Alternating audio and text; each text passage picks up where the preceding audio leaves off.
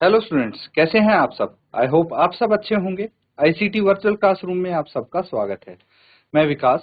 बच्चों, class 11th का maths कर रहे हैं, चैप्टर आपका सीक्वेंस एंड सीरीज। इस चैप्टर को हम यहाँ पे रिवाइज करने वाले हैं। तो चलिए कुछ क्वेश्चंस हम ज्योमेट्रिक प्रोग्रेशन से यहाँ पे कर लेंगे। देखिए 13th क्वेश्चन हमने कर लिया था।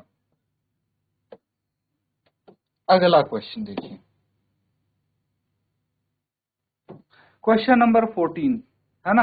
ए बी सी डी ये जीपी है, आपको बता दिया है कि ये जीपी है।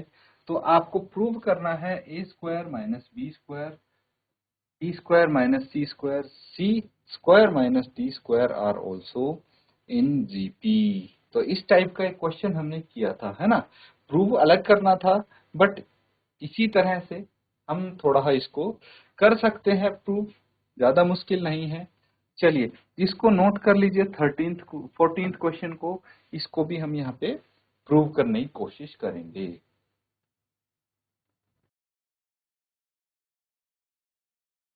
तो ठीक है, नोट कर लिया है बच्चों।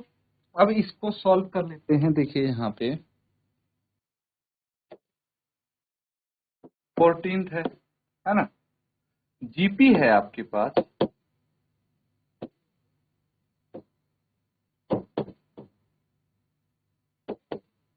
ए बी सी डी, ठीक है।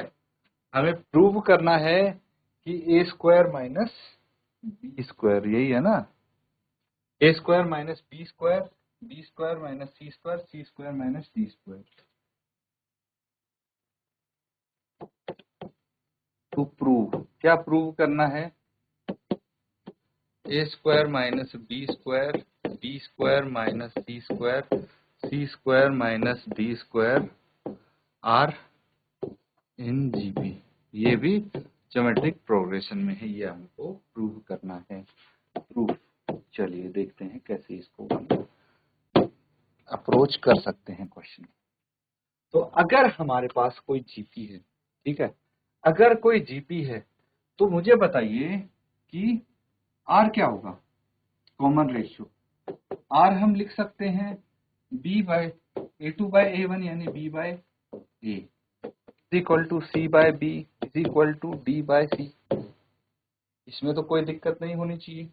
तो अगर मैं इसको इस प्रकार से लिख सकता हूं, तो यहां पे देखिए b by A is equal to r है, तो b is equal to a r लिख सकते हैं हम, है ना। b की वैल्यू ए आर, और c बाय b जो है वो अगर r है तो c की वैल्यू क्या होगी, बी आर है। आगे इसको लिखते हैं, b की जगह क्या है हमारे पास, ए आर इंटू आर, तो c की वैल्यू क्या होगी, ए आर स्क्वायर। ठीक है, ध्यान रखना इनका। b की वैल्यू है ए आर, c की वैल्यू ए आर स्क्वायर। अब यहाँ पे अगर d बाय सी आपके पास है r, ठीक है, इसकी वैल्यू भी निकालने की कोशिश करेंगे। तो d की वैल्यू आपकी आ गई c r, d is equal to c की वैल्यू क्या है, A R square, A R square into r. d की वैल्यू क्या होगी, ए आर क्यूब। ठीक है, तो बी सी और डी तीनों की वैल्यू हमारे पास आ गई है। अब देखिए ध्यान से, अगर मैं लिखता हूं A square minus B square is equal to, A की वैल्यू क्या है, ए आर है ना, तो A are square minus B की वैल्यू क्या है, ए की वैल्यू तो सेम ही रहेगी, ए की वैल्यू क्यों चेंज होगी, है ना। ए तो सेम रहेगा, ए स्क्वायर, बी की वैल्यू क्या हो गई, ए आर स्क्वायर का स्क्वायर, है ना। बी हो गया ए आर स्क्वायर, नहीं है इसमें, खाली ए आर है, तो ए आर का स्क्वायर हो गया। तो इसको मैं क्या लिख सकता हूं, A square minus A square R square, और यहां से ए अगर कॉमन आ गया, ए स्क्वायर कॉमन आएगा यहां से, है ना, तो ये बच गया 1 माइनस आर स्क्वायर। ध्यान से समझना मैंने क्या किया है। देखिए वैल्यू रखी है बी की, और उसके बाद यहां से ए स्क्वायर कॉमन आ रहा था, वो ए स्क्वायर को कॉमन ले लिया। सिमिलरली हमारे पास जो है B square minus C square है, तो बी की जगह लिखेंगे ए आर, इसका स्क्वायर हो गया, माइनस सी कितना है A R square, A R square का भी स्क्वायर। ठीक है, तो कितना आ जाएगा ये A square R square minus A square are की power 4 is equal to A square R square, अगर कॉमन ले लिया 1 माइनस आर स्क्वायर आ जाएगा। ठीक है, तो यहाँ पे ये आ जाएगा। ठीक है, ये इसको नोट रखना आप। अब अगला देखिए, C square minus D square is equal to, C कितना है A R square minus D कितना है ए आर क्यूब का स्क्वायर। ठीक है, इसको हम लिखेंगे A square R square minus A square are की power 6, A square R square common आ जाएगा, है ना। तो अब क्या बचेगा, एक चीज और, सी की जगह क्या था आपका, आर स्क्वायर था। यहाँ पे दोबारा करते हैं इसको, सी की वैल्यू हमें क्या रखनी थी, A are square, A R square है यहाँ पे, तो कितना आ जाएगा ए स्क्वायर आर की power 4 minus A square are की power 6 is equal to, A square are की पावर 4 कॉमन आ गया, तो 1 माइनस आर स्क्वायर बच गया। ठीक है, ये वैल्यू आई है ए square minus B square minus C square minus D square. अब अगर मैं इनको चेक करूंगा, चेक मतलब इनका कॉमन रेशियो निकालूंगा, तो इक्वल आना चाहिए। अगर कॉमन रेशियो इक्वल है तो ये एक जीपी में है, अदरवाइज नहीं है। चलिए इसको यहां तक नोट कीजिए, फिर आगे करेंगे।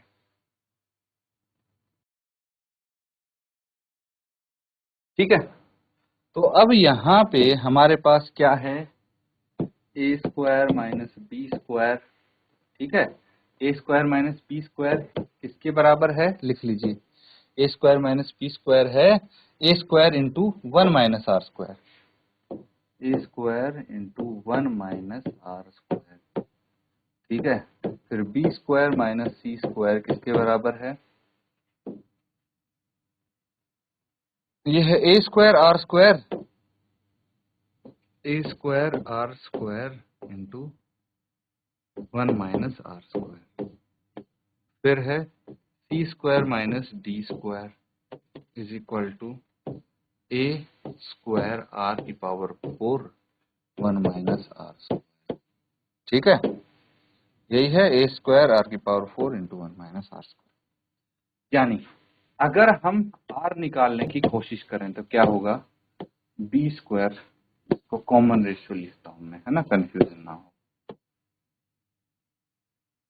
कॉमन रेशियो निकालेंगे तो क्या आ जाएगा, ये है आपका A square minus A two by A one होना चाहिए, यानी B square minus C square upon A square minus B square, यानी A square R square into 1 minus are square upon A square into 1 minus are square. कितना आ जाएगा, ये इससे ये कट गया, इससे ये कट गया, ये आ गया आर स्क्वायर, कॉमन रेशियो आ गया। और निकालते हैं, क्या है अगला, B square minus D square upon B square minus C square, यानी C square minus D square होगा ए स्क्वायर इंटू आर की power 4 1 minus are square upon A square R square into 1 minus are square. ये कट गए, ये square से A square कट गया, आर की पावर 4 माइनस 2 आर स्क्वायर आ गया, कॉमन रेशियो सेम आ गया as common ratio is r square, therefore a square minus b square minus c square minus d square is also in GP। ठीक है, ये समझ में आता है, तो इसको नोट डाउन कर लेंगे बच्चों।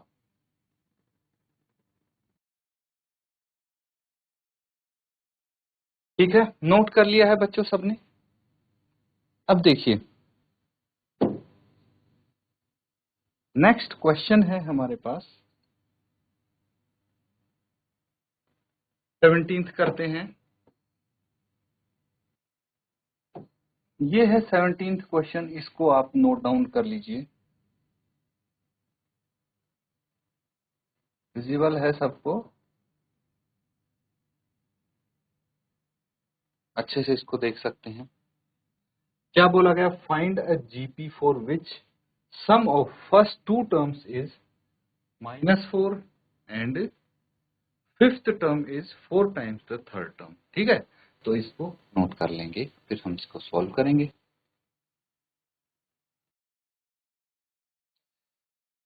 नोट कर लिया है सबने? चलिए इसको सॉल्व कर लेते हैं। अब कुछ कंडीशंस हमें दी गई हैं इस क्वेश्चन में, उनको ध्यान से समझेंगे कि sum of first two term is -4। ठीक है, पहली दो टर्म्स का सम -4 है, यानी A1 plus A2 is equal to -4।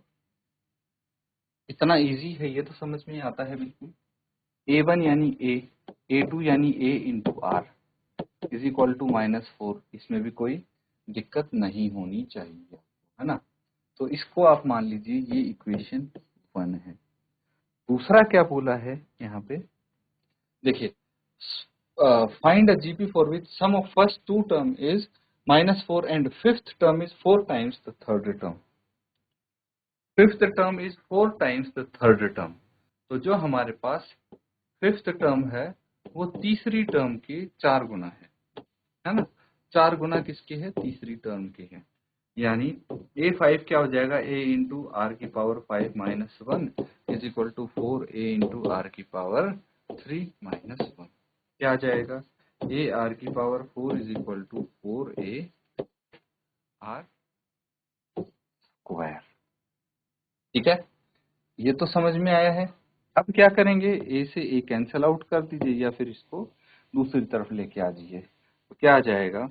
A r की power 4 upon A r square is equal to 4। ठीक है, तो अब A से A कट गया, R की power 4 minus 2 is equal to 4 है। यानी यहां से मैं R स्क्वायर को 4 के बराबर लिख सकता हूं, तो R क्या हो गया? +-2। R की वैल्यू +-2 आ गई। अब समझना, यहां से अगर मैं A की वैल्यू निकालना चाहूं तो if R is equal to 2, तो इक्वेशन 1 में देखिए A प्लस, यहां से कॉमन ले लेते हैं इसको, है ना, कॉमन लेके लिख लेते हैं। तो A1 plus r is equal to -4, ये है आपकी इक्वेशन 1। तो यहां से और आसान हो जाएगा हमारे लिए। अब हमें क्या करना है? A की वैल्यू निकालनी है 1 प्लस 2 इज इक्वल टू -4। तो A into 3 is equal to -4, A is equal to -4 upon 3 आ जाएगा। ठीक है, लेकिन अगर if R is equal to -2, तो A into 1 minus 2 is equal to -4 आएगा। A into -1 is equal to -4, A is equal to -4 upon -1, तो A is equal to 4 आ जाएगा। तो A भी है हमारे पास और R भी है ना। इन दोनों का यूज करके हम जीपी बना सकते हैं। देयरफॉर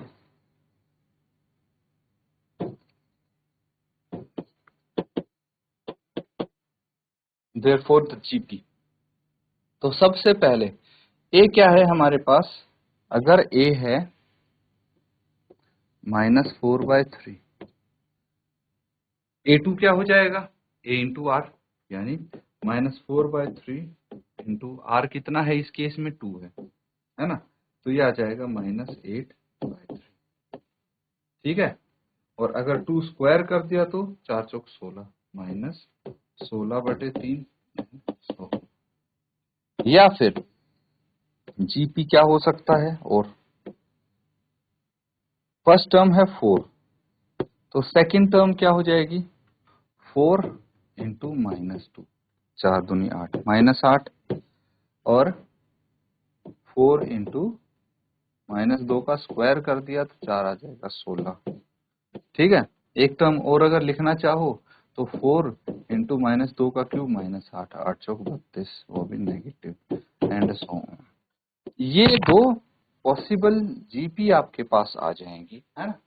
तो ए की वैल्यू आर की वैल्यू पे डिपेंड करता है पॉजिटिव है या नेगेटिव है, उसी अकॉर्डिंग हमारी फर्स्ट टर्म भी चेंज होगी, मतलब पूरी की पूरी डीपी जीपी चेंज हो जाएगी, है ना। तो इसको आप नोट कर लेंगे बच्चों। अगर कुछ आपको डाउट लगता है फिलहाल तो आप पूछ सकते हैं, अदरवाइज इसको जल्दी से नोट कीजिए।